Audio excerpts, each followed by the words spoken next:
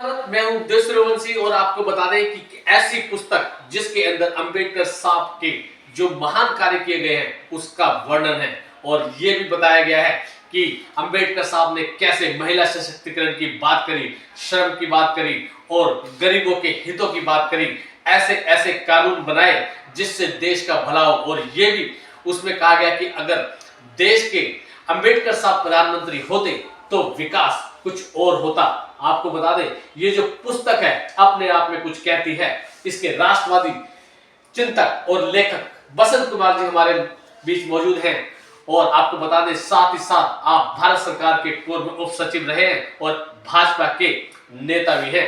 आपको बता दें कि क्या कुछ इस पुस्तक में लिखा गया है, हम जानेंगे बसंत कुमार जी से। उपदेश जी, जहाँ तक आपने प्रश्न किया कि डॉक्टर अंबेडकर के सपनों का भारत, तो आपको ये बता दूं कि हमारे प्रधानमंत्री, यशस्वी प्रधानमंत्री श्री नरेंद्र मोदी डॉक्टर अंबेडकर के बताए हुए रास्तों पर, उनके सुझाए हुए रास्तों पे, उनके सुधारों पे चलकर देश को विश्व की 5वीं अर्थव्यवस्था बनाने में सफल हुए हैं।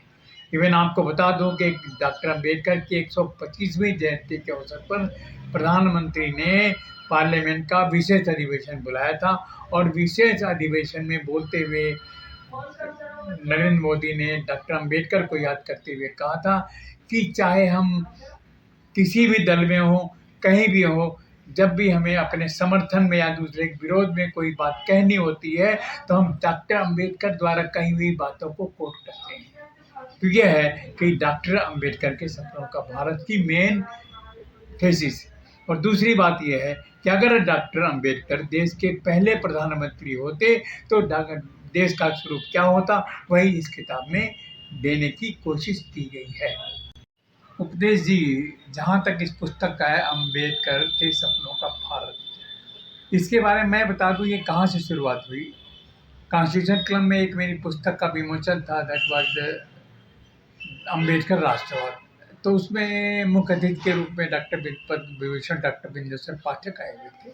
तो अपने उद्बोधन में उन्होंने एक बात कह दी कि अगर डॉक्टर अंबेडकर स्वतंत्र भारत के पहले प्रधानमंत्री होते तो भारत का स्वरूप क्या होता।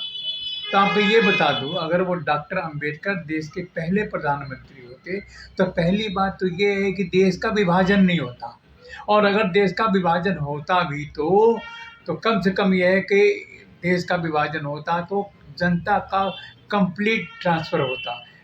मतलब हिंदू यहाँ रह जाते, मुस्लिम वहाँ रह जाते, तो देश में जो आजकल सांप्रदायिक स्थिति चल रही है वो नहीं होती। दूसरा बात ये है कि डॉक्टर अंबेडकर के बनने के बाद, एक अर्थशास्त्री अंबेडकर के प्रधानमंत्री के बाद, जिस तरह से आज नरेंद्र मोदी जी आर्थिक विकास की ओर चल रहे हैं और देश दुनिया की 5वीं अर्थव्यवस्था के रूप में उभरा है, तो ये बहुत पहले हो गया होता। आपको बता दूं, इन्हीं चीज़ों को देखते हुए इस किताब का निर्माण किया गया है और जिसको कि समर्पण डॉक्टर बिंदेश्वर पाठक को किया गया है। और ये बता दूं, वो इसका प्राकटन भी लिखना चाहते थे, लेकिन बीच में उनका देहावसान होने के बाद उनको स्मरित करती हुई यह पुस्तक लिखी गई है।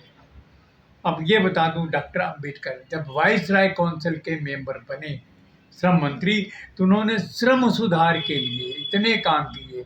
14 घंटे वर्किंग आवर्स को उन्होंने 8 घंटे कराया और चीज़ें की, श्रम सुधार की बात की, श्रमिकों के वर्क स्थल पे सुधार की बात की।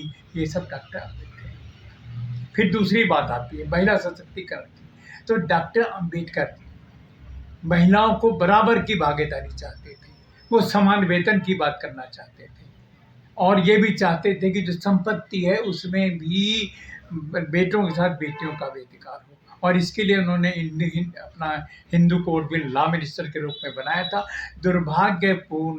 दुर्भाग्य ये था कि वो बिल पास नहीं हो सका, क्योंकि उसमें करपात्री महाराज जैसे कई ऐसे ऑर्थोडॉक्स हिंदू थे जिन्होंने उसका विरोध किया और इससे कुपित होकर डॉक्टर अंबेडकर ने इस्तीफा दे दिया। आपको बता दूं, भारत के इतिहास में एकमात्र ऐसे व्यक्ति हैं जो कि महिलाओं के सशक्तिकरण के बिल के न पास होने पर उन्होंने इस्तीफा दिया था।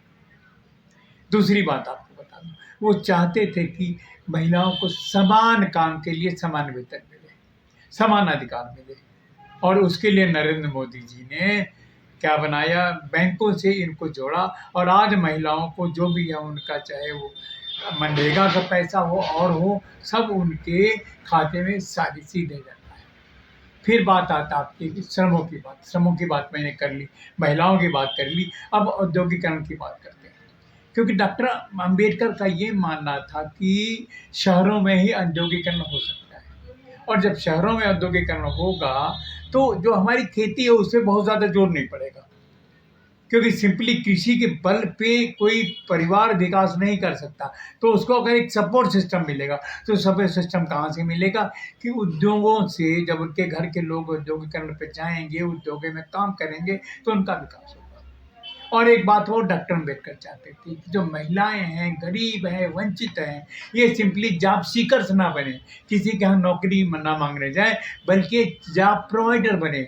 और इसके लिए नरेंद्र मोदी जी ने startup, make in India, stand up India शुरू किया, और मुद्रा योजना के तहत इनको जो पैसे की बात होती, जिनको जो पूंजी नहीं मिलती थी वो मिलती है। आज वो मतलब अपना उद्यम खड़ा करके न सिंपली जॉब सीकर्स हैं, बल्कि जॉब प्रोवाइड कर रहे हैं।